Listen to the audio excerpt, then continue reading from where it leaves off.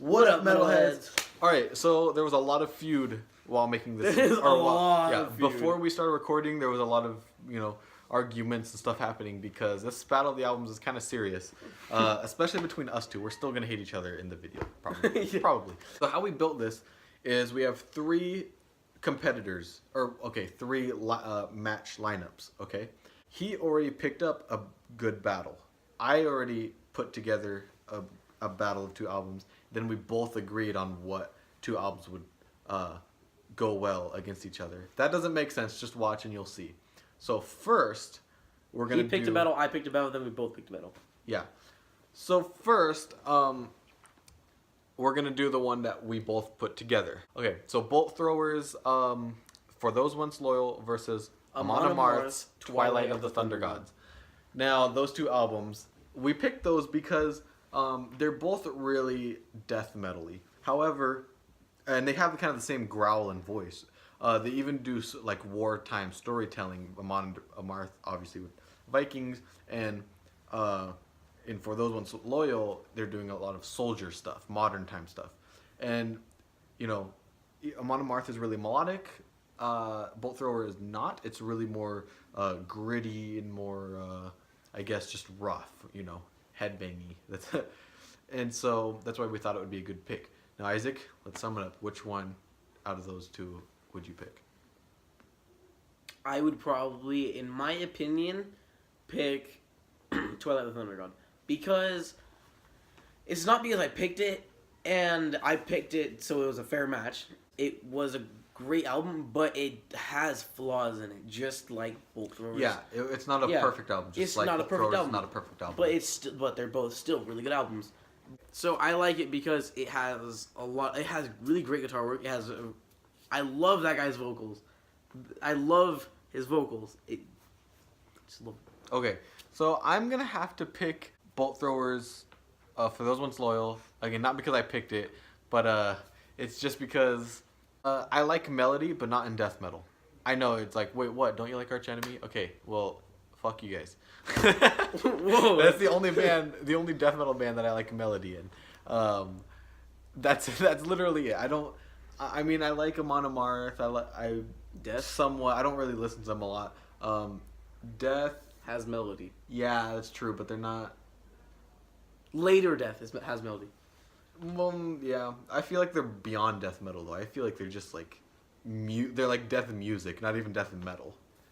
I like the roughness and aggression of For Those Once Loyal over Twilight of the Thunder Gods. I like the imagery of soldiers over Vikings. I like that the melody is not necessarily there and it's just, beat and rhythmic over melody, which is weird because I like melody, but I think it works better in this album. Okay, so now we're going to go to my pick, my matchup. And my matchup is, I picked two albums that do the same thing, but in different forms and ways, and also by their status. So, I picked Megadeth's Rust in Peace to go up against Death's Symbolic. Why? Because the song structures seem to be the same. They're both kind of the fan favorites of the band, and they both have amazing guitar work and guitar duels and stuff. So they're essentially kind of doing the same thing, but they're different. One's thrash and one's death metal. And they also both kind of go beyond their subgenres. Death's Symbolic kind of goes beyond death metal into standard heavy metal at times. And then Rust in Peace at times kind of goes into jazz a lot of the times.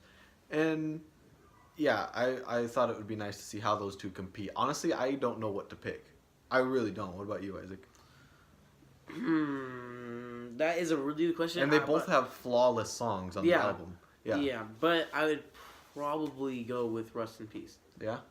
Because of it is... I don't know what to say about it because it's all already said. Honestly, pick for me, guys. I can't. I don't want to pick. I actually hate myself for putting those two albums at competing against each other. Now, Isaac's matchup. All right, my matchup is Halloween's Keeper of the Seven Keys, Part 1, not Part 2, but Part 1, and Peace of Mind by Iron Maiden. Yeah. So, you picked this album because he wanted he has a hard time describing it, so I'm gonna describe it for you guys.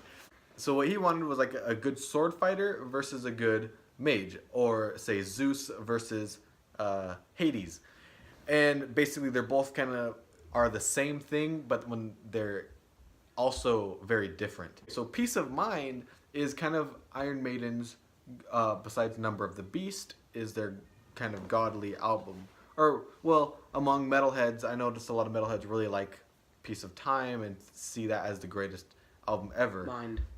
Or yeah, Peace of Mind. And Number of the Beast is just the like commercialized one, right?